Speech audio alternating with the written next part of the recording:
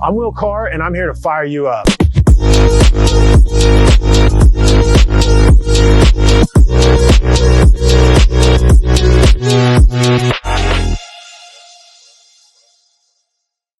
What's up, everyone? This was another awesome episode with my good friend, Parekh. We sit down and talk about Hinduism. And, I just felt like through this conversation, we really just scratched the surface. But in this next hour conversation that you will get to listen to, we really dive into the concepts of Hinduism and what it means to be more than just a religion, but really a way of living life. And so my good friend Parekh grew up in this tradition of Hinduism. And so he has tremendous knowledge to share. And he's someone that's really studied this and really learned to understand these things. And as he'll tell you, there's so many conduits of Hinduism that is something that you could study your entire life and still not understand it. But in this episode, in this show, I really just get to sit down, ask him some questions, and really just talk on a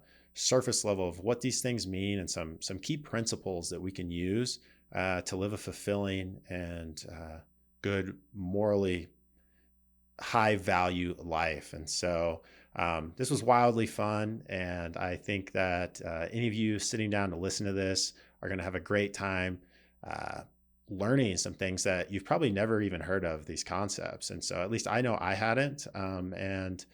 So this was super fun. I appreciate you all being here and enjoy the show. Welcome everyone to another episode of the Will Carr Speaks podcast. I have a really good friend here with me today, Parekh, but you can just call him Prey because it's a lot easier. And that's how I know him. And yeah, a great friend who I often have incredible conversations with. Often the times when we get on the phone, we'll be looking and I look down, it's like, how have we been on the phone for 2+ hours? So who knows what's going to come in this episode and how we're gonna keep it to about an hour. But regardless, I think this is going to be filled with some fun information and some fun conversation. And your guess is as good as mine as where this one will go. So with that said, what's up, brother? How you doing, man? How you doing, buddy? Good to see you. Yeah, it's been a few weeks. Oh yeah, I know. It's been a roller coaster of a few months, but yeah. How you doing? Yeah, I'm good, man. Life is good. I wake up every day feeling pretty blessed and pretty happy. I think, there's a lot of stuff going on in the world right now. I think on the micro level, but obviously also on the macro level. And, but what a time to be alive. I don't think there's ever been a more fascinating timeline to live through. I mean, it's the only timeline that we have chosen. So it is the timeline we have chosen, rather. But yeah, this has been a very interesting few months coming into this year, just on a world scale, on personal scales, on societal scales, on community scale. Yeah. There's a lot of movement happening. I know last time we talked about what we were coming on here to do, we came up with the idea of like going into some theology. Yeah. Is that something that you're still wanting to dive down? Always, man. I love talking theology. So as you know, hence that's often one of the topics that keep us on the phone for 2+ hours. Yeah. So yeah, I mean, now that we're on camera, there's like pressure of where to start with the conversation, right? Pressure of where to start. I mean, I'd called you yesterday to asking like, hey, do we have like prep questions or how are we doing this? It's free form. Let's just go talk about it. And now we're behind the camera and we're like, yeah, what do we do? But yeah, so I mean, I think what's on your mind? I mean, coming into this, I kind of prepared for, you had some questions around Hinduism. Yeah. And you were, looking into what the understandings that I had around Hinduism and my experience around it have been. And so I guess let's move down that road. Hinduism has been, something I grew up in. That's my culture. I grew up in the Shivite tradition. We would go to a few different temples Um, you know, Hinduism in general, for me, it comes down to, and this is how originally it has always been taught, is, a way of how you convene with life, the ways in how you structure and maneuver yourself through life in the relationships that you have with your fellow man and all aspects of creation around you. Yeah. And tell me then, what are like the central theological concepts within Hinduism of creation itself? Wow. Going right for the right for the jugular, man. Let's get right into it. I don't know. You said the word creation. That was the first question that came to me. So, yeah. So, I mean, ultimately, it's very similar. The creation story around Hinduism is, similar to a lot of the other indigenous and other theologies around the world. For us, originally, creation stemmed from the sound Om. I'm sure you've all seen the symbol. Everyone's very familiar with the Om symbology. But specifically, that has been a anchor point, I would say. It is the fundamental node or nucleus around which form and creation stemmed from. Now, the idea of where the original Om emanated from, that's still up in the air. It's a question. But, and mind you, before we really dive down into this, I'm no expert in Hinduism. I can only speak from my studies, my experience, and my own ritual practice that I've been through. You are being humble, Pray. You are someone who has studied extensively.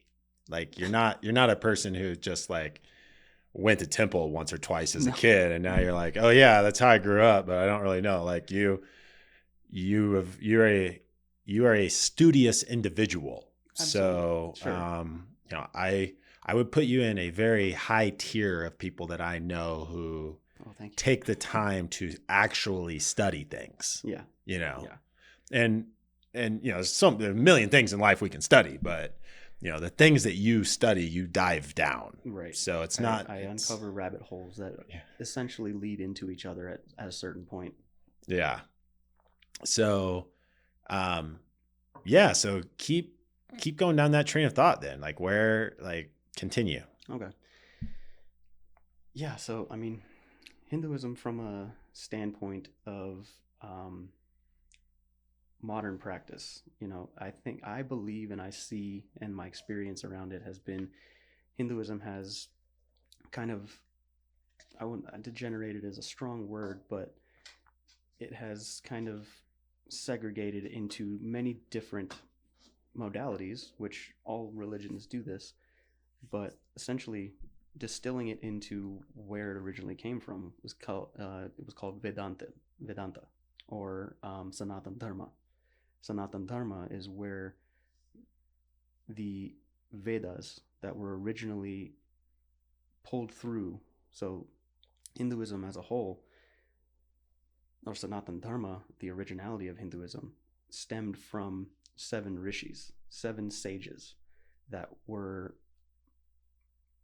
anointed with specific calibrations of energetic transmission and download, which they were able to disseminate into certain books, or weren't really books back then. They were called the sutras, the Vedas, the original texts that were written in Sanskrit.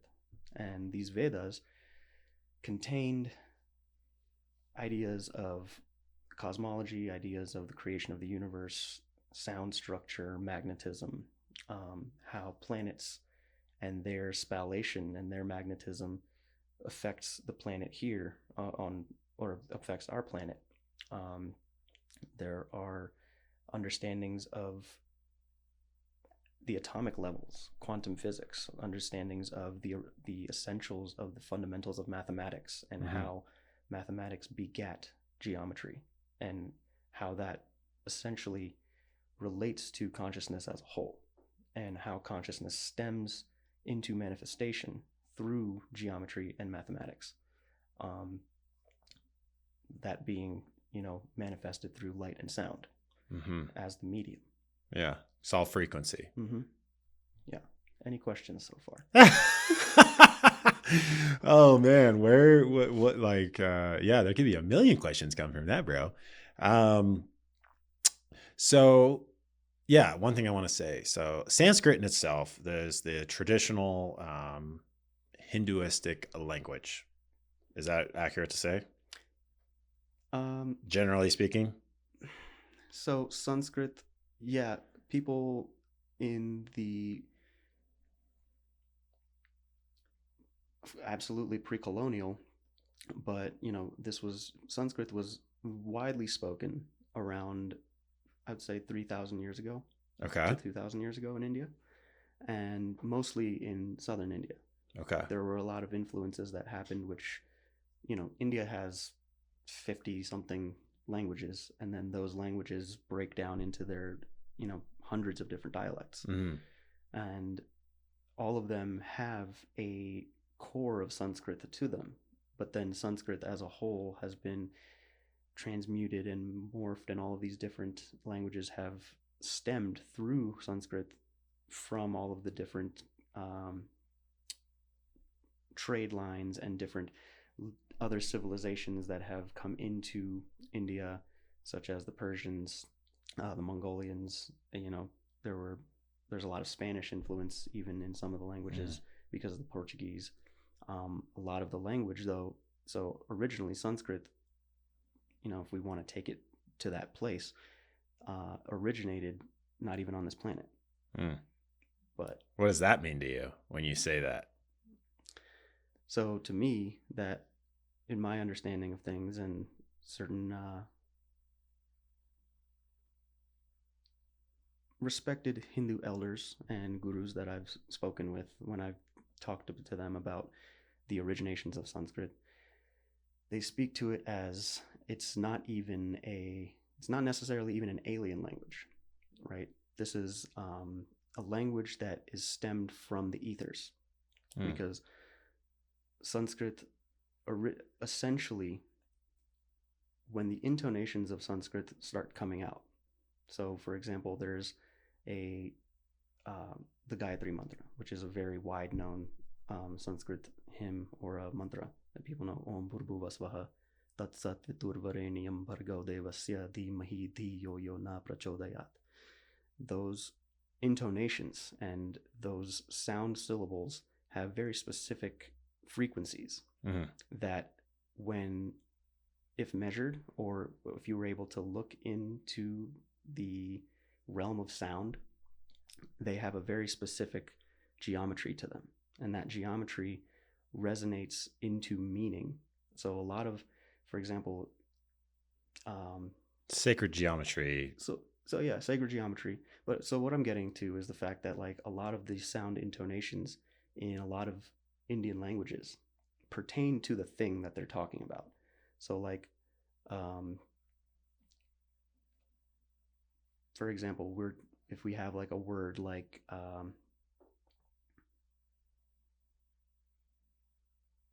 man, I'm trying to come up with it now on the spot. It's like no, just use any example. It's fine. Yeah. For example, we have words in the Sanskrit language or Hindu, my language, Gujarati, lafo, which means slap. Okay. So like a slap. Yeah, like a slap. Okay, cool. I love the randomness of that one. Yeah, let's go. But it comes to mind because it's the actual sound of the slap also kind of sounds like the word lafo. That pitch, that tone, that intonation of the thing that is actually happening is encapsulated within the word itself.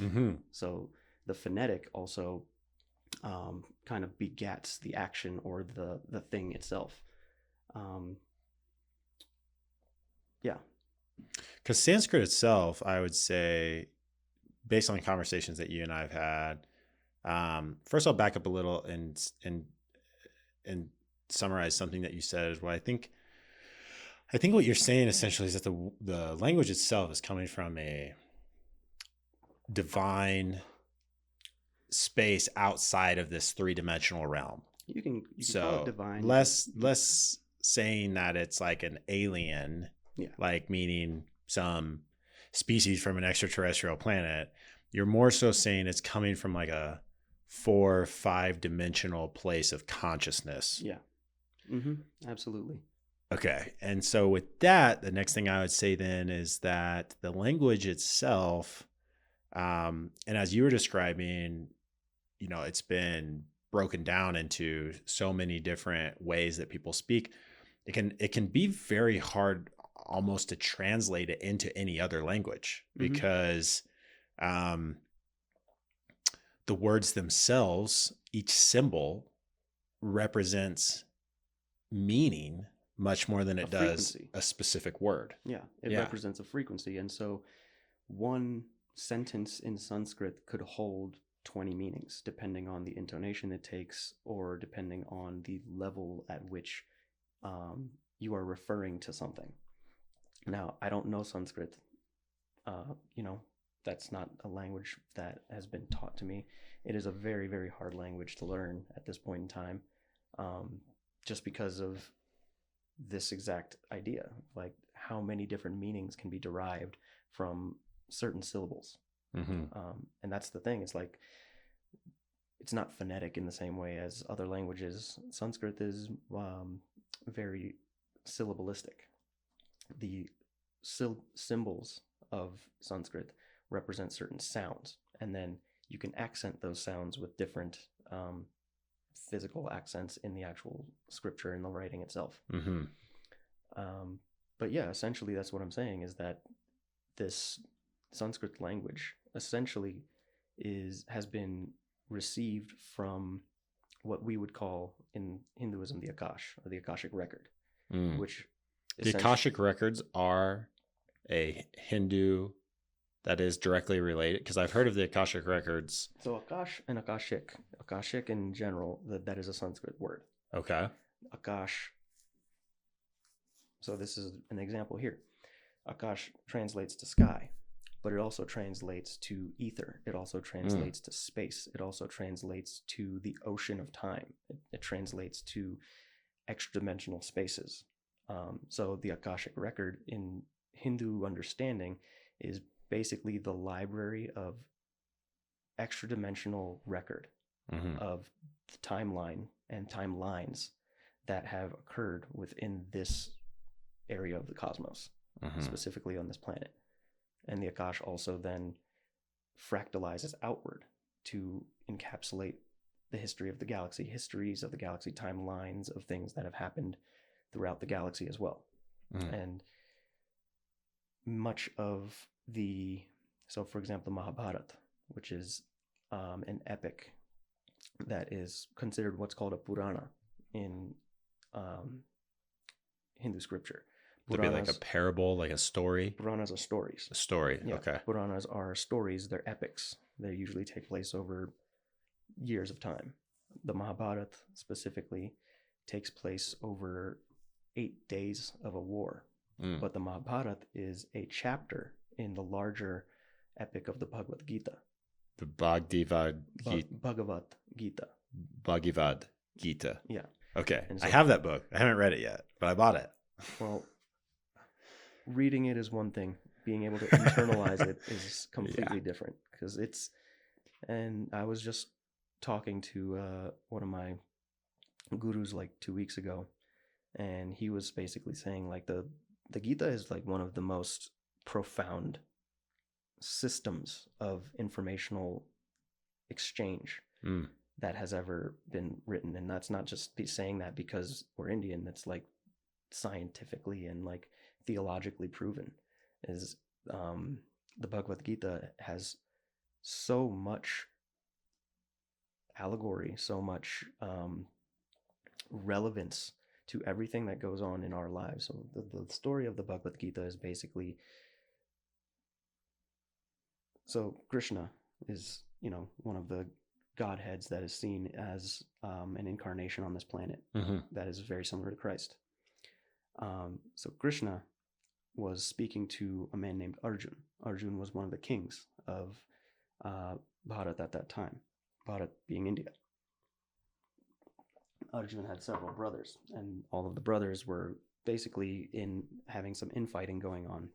And the Bhagavad Gita is a conversation, quite literally, between Arjuna and Krishna on the battlefield. So basically what had happened was all of these different things started happening, infighting between the brothers of all the different kingdoms, and comes down to the fact that Krishna sees that there's no other choice but to go to war. And so he calls the war on. And Arjun is sitting with a dilemma of, now I have to go against my own flesh and blood. I have to go against my guru, my other gurus. And in India, guru, the guru it's a very exalted role. It is a very exalted person. Your guru, you don't raise a hand to him. You don't raise your voice to him. You don't do anything to him. That's your conduit through which you are capable of receiving the higher consciousnesses. It's your conduit through which it is creating the gateways to open, or allowing yourself to recognize how to open your own gateways to be able to commune with the divine. And so your guru is your conduit to the divine. And so you don't do anything to them. So Arjun is basically stating that, I can't go against my gurus. How am I supposed to go against my brothers and everything like that? And Krishna goes into a very, the Bhagavad Gita is 700 verses, right? 700 plus verses. And Krishna goes into all of these aspects of story and teaching around not only cosmology, but the understandings of how to create your life in such a way that when living with your fellow man, you are moving in harmony. You are creating such a... I kind of lost my train of thought here. Well, let me ask you this. These stories, are they meant, do you look at them as, so when I say parable, so parables from the Christian Bible are stories that Jesus would tell that weren't necessarily true. They were meant to teach. So a parable was something that, you would tell a story that it's not like the story that was being told is something that actually happened. The story that's being told was something that is meant to teach a lesson. Allegorical. So, okay. So is that the way you view these stories, or is this something that you think that that's something that actually happened? I'm not sure. Yeah. So the Mahabharata, for example, people take it as an epic, but it is a historical account. So yes, that these things happened. These wars happened. These are actual wars. Yeah. Okay. And these were wars between, the Mahabharata, for example, was considered the wars between gods and men. The war between heaven and earth. Similar to some of the indigenous stories of the Egyptian people, or the Sumerians, or the Dogon tribe, and many, many tribes in Indonesia as well. And all over the place, talking about, the fact that these godlike beings would come down and they would have their experiences or have their interactions with man, and then power struggles would form because, man, as we are in our nature, we want to be self-sufficient. Yeah. We want ultimately to have our own autonomy, have our own sovereignty, have our own everything like that, because we have the soul spark of creation within us. Why should we be subjugated? Even though these beings might be higher than us, why should we be subjugated by them? So the Mahabharata was the war between gods and men. And then this is also taken into account by, there's a book by Michael Tellinger, The Slave Species of the Gods, which takes the Mahabharata into deep account with cross-referencing stories from the many different African tribes, many different stories from natives in Cuba, Native Americans as well, South Africa, and South African tradition and their stories as well, Aboriginal stories from Australia, and taking into account even Mayan and South American tradition and their stories, and cross-referencing all of them. So similarities between them all. Yeah. Interesting. Similarities and almost complete, parallels. Yeah. Just some names are changed, some of the actions are changed and things like that. Timelines changed, but like then the stories are right in line with each other. Mm-hmm. How much does this relate to something like the Book of Enoch and the fallen angels that are talked about? I mean, it seems like that would be a similar concept, or at least I would say there are probably several parallels. Absolutely. And I mean, so in the Hindu tradition, so in that sense, you would look at like the Shiva Puranas, which talk about, so there's several different things. There's Puranas, and then there's Itihas. Itihas would be considered teachings or delineations of knowledge from a higher or greater being. So the Shiva Puranas contain Itihasas from Shiva himself. And they talk about how there were these group of beings that were here on this planet helping to sustain the life on this planet and actually help create life on this planet. And at a certain point, these beings were corrupted in their own psyche and in their own, what you might refer to it as a soul, but these beings were considered beyond soul. They were extra dimensional beings. Same if you look at the Anunnaki or something like that. That's how I relate it. But basically that these beings after helping to create their creation and mating with them, there's very similar stories that they were cast out. Yeah. That they were given the lowest realms of creation to rule over, and all of the nefarious or lower aspect vibrations of the feelings and emotions of how humans conceptualize things was their domain. And so that is also where the idea of Shiva, so there's the Trimurti in Hinduism. There's Shiva, Brahma, and Vishnu. Brahma being the all-pervasive, Vishnu being the creator, and Shiva being the destroyer, right? And so Shiva being the destroyer, he is seen as the one that plays with the demons, the one that moves in the darkness with these beings that are of a lower ilk. They represent the lowest aspects of the human psyche and things like that. And Shiva is seen as the one that holds them all within him and yet also around him. But that comes from a place of recognizing that he's not evil. He is the one that, just as we do shadow work, and we sit with our demons and we recognize them instead of shunning them, becoming friends with them and recognizing where they have added maybe a aspect of strength to our lives that we may not need anymore. But there was a point in which that those demons may have protected us or may have exalted us to a place where we were able to get through a specific time in our lives or specific event or experience.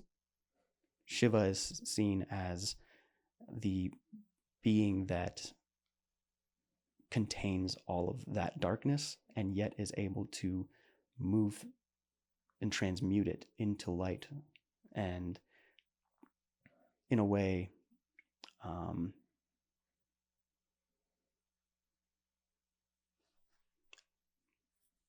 sit with the full balance between the aspects of light and the dark. And so Shiva would be seen as like the counterpoint between Vishnu and Brahma. Okay. On the scale. What were some of the Tell me what it was like growing up. Um, and this might seem like a super basic question, but just from someone who obviously would have had a very different upbringing, tell me what it was like. Uh, and I look forward to like meeting your mom someday. I know I've met her on the phone once, super sweet lady. Um, I met her on the FaceTime that one time. um, Tell me about like the traditions. Like, what is it? I mean, this may even be a hard question to answer because it's like things that are normal to us. We don't even, it's almost like we take it for granted. I mean, the idea of taking something for granted is like thinking that something is uh like we're blessed with something, but then we don't recognize that as a blessing, right? But like maybe what does that look like? Like, what is the culture? I guess that's the question I'm trying to get to here. Like, what is the culture of growing up in that super like Hindu Atmosphere, environment? Like, yeah, what does that look like? Just tell me. I mean, that's a super wide open question there for you to go wherever. Yeah, that's this is less theological and just more like, what does that look like? Like I know what it from like a Christian standpoint, we would have, I grew up, we would always have Sunday dinners with the family, and like we would pray before every meal, and you go to church on Sunday. Like what does that look like? What is that? Yeah, tell me. So I grew up in a family where we didn't have as much of and I think across the board, Hinduism, or people that grow up in a Hindu culture and Hindu family, they don't exactly they don't grasp onto it in this. It's a very light grasp, right? Like, yes, everything in your life is translated or filtered through the teachings of the Vedanta and teachings of the Sanatan Dharma and how to go about your daily life and things like that. But then once that practice actually starts to cultivate, it's no longer like you're thinking about it like, oh, this is Hindu, it's just life, or this is Hinduism. For example, like we wouldn't have Sunday dinners every night. We wouldn't, or every week. We wouldn't go to temple every single week. We would go to temple on very specific holidays, large holidays. And I mean, you can look at it like, if you actually look at the Hindu calendar, every other day there's some sort of exalted deity or holiday. There's always something happening, because Hinduism very, very closely relates to astrology. Okay. And the astrologies have a lot to do, or all of the different deities are associated with different astrologies and different elements, and things of that nature. And so every other day, every day, you could technically do some sort of deific ritual that would exalt a specific deity. And there are thousands and thousands, if not. So there was a book that I read years and years ago that stated that there was over 56 million gods. Wow. In the Hindu faith. 56 million? That's what this book said. That's what this book claimed. Yeah. And I don't doubt it, because if you think about it, so Hinduism, yes, we have the Trimurti, we have the three main gods, but then those gods fractalize into everything, every aspect of life, everything that you do. There could be a camera god for all we know. There's, every species of plant would have its own deva, which is associated with a specific god. And a deva is a spirit of nature. And those devas, yes, they have their own consciousness, but then they are also fractalized, because everything is of creation itself. That, every deva and every deva of this plant, or deva of this stream, or this asura of, malice, asura being a demon or negative entity. All of these things are associated with one of the godheads. And so, you have Shiva, Brahma, Vishnu, and Shiva as your Trimurti, but then that breaks down into their female aspects as well, which is Parvati, Saraswati, and Lakshmi. And those also then fractalize further down into all of these other deities that you start to see, and all of these different forms of creation that take on their own consciousness, is really what it comes down to. So coming back, all of the astrologies and all of the different days of the week and all the different times of the month can absolutely represent a specific deity.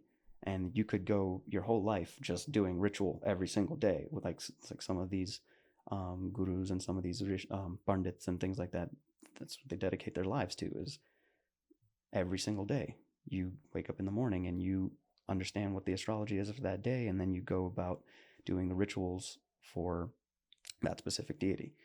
And that's really what comes down to the difference between, I think, many of the Abrahamic religions and the Hindu way of life. And I personally don't refer to Hinduism as a religion unless it goes down the dogmatic route, which most at this point of Hinduism in India and across the world is dogmatic, because they are using these deities as a kind of the same way they do with Jesus or Abraham or Allah or things like that. They use this deity as a being that can respond back to them to achieve whatever they need to achieve.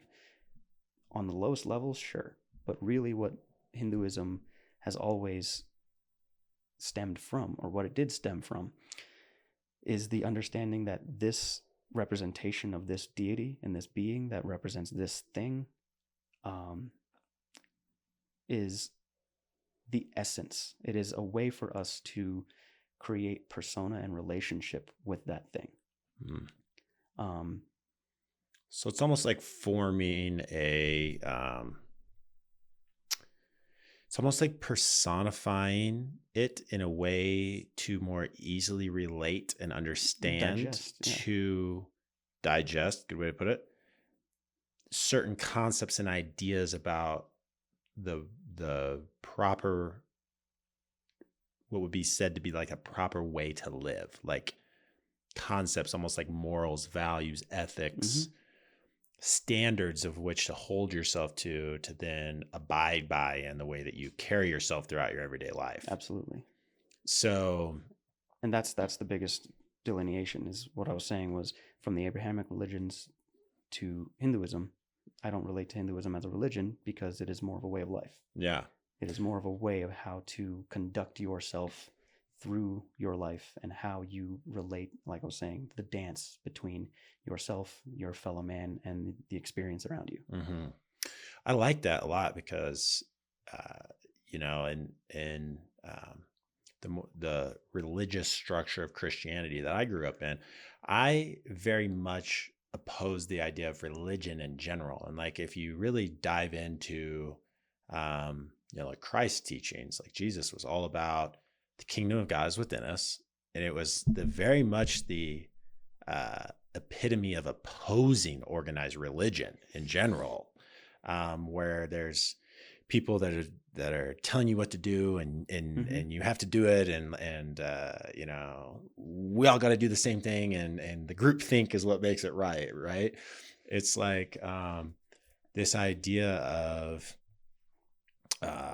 spirit, divine communion, divine connection over a hierarchy of other humans telling you right versus wrong. Right. So, I appreciate that distinction that you're making of how you look at Hinduism much more from a standpoint of almost as like, would it be accurate to say like guidelines of how to live? Yeah. Like a structure of how to be? Sure. Versus, absolutely. But then once you start actually going down the path of Hinduism, yes, I agree with that completely, is that it's guidelines. It is a, if you will, like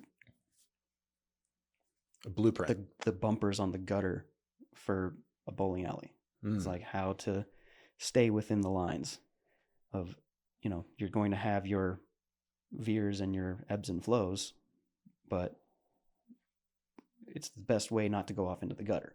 Is really how I see it. But that's to say that, like, yeah, these are guidelines of how to live. But then once you actually start going down and like actually practicing Hinduism, if you were to take that on, it is very strict in the way that you conduct the ritual, because that's the biggest thing between, I think the biggest difference between the Hindu way of life and Abrahamic ways of life is ritual. The rituals that are done is pretty much the entirety of what Hinduism is about. After all of the, understandings of how to relate with your life and relate with your fellow man, comes how do you relate with the divine, and what's your connection and communication with the divine, and how are you receiving that connection. Now, there have been very calibrated, and over hundreds of years, if not a couple thousand years, there have been extremely practiced and calibrated rituals that give you very specific outcomes depending on how you're doing them, or not even how you're doing them. You have to do them in a very specific way. And they're calibrated that way to achieve certain results, because they actually commune with different geomantic forces, magnetic forces, that then also connect into higher dimensional forces that are able to create almost like a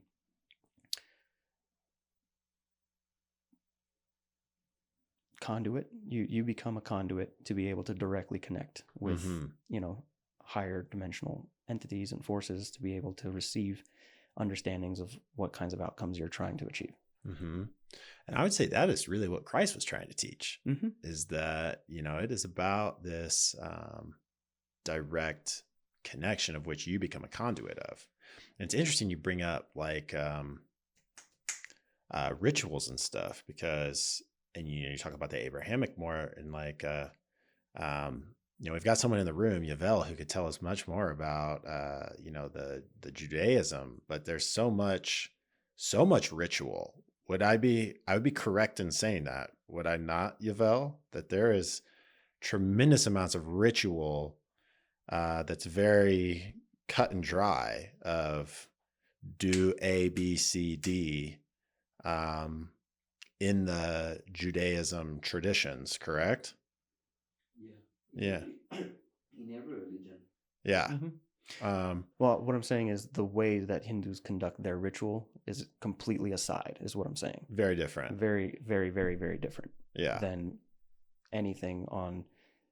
If you were going to compare it to anything, it would be very comparative to African traditions, and like traditions from Gabon, or traditions from Kenya, and traditions that are some also held in South America still, and Ethiopia.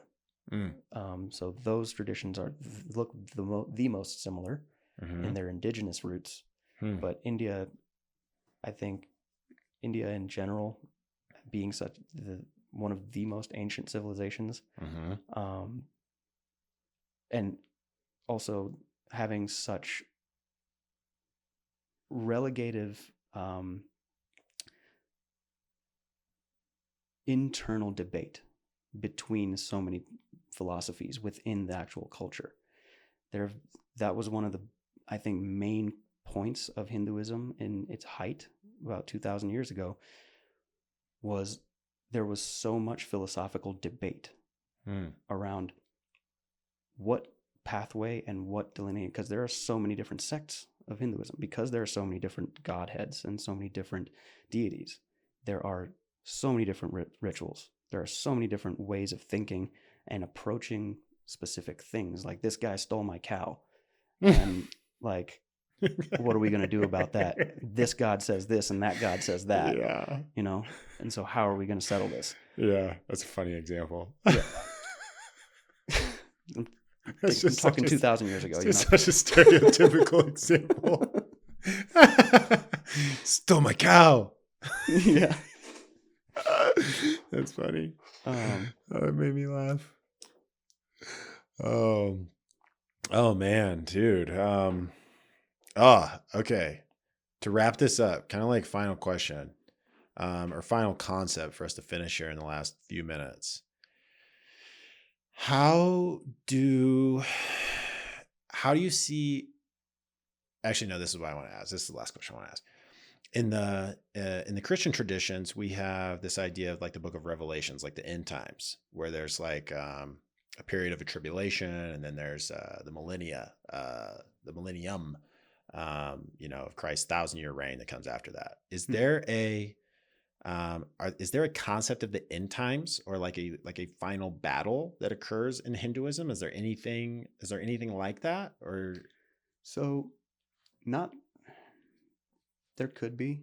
Again, I'm not like super in-depthly read into the scriptures or anything like that. But I personally haven't heard of any sort of not philosophical, but prophesized end times stories really with Hinduism. So in Hinduism, our concept is the Yugas. Okay. I think we've talked about this before. Okay. The cycles of time. And and how galactic time works. Mm-hmm. Right. There are 4 yugas: Satyuga, Dwapara Yuga, Kali Yuga, and Treta Yuga. So, and that's not the order they go in. It actually goes Satyug, Dwapara Yuga, Treta Yuga, Kali Yuga. Okay. And they cycle through. And they cycle all through. 4. So there's an elliptical circle. Okay. Of how our planet moves through the galaxy.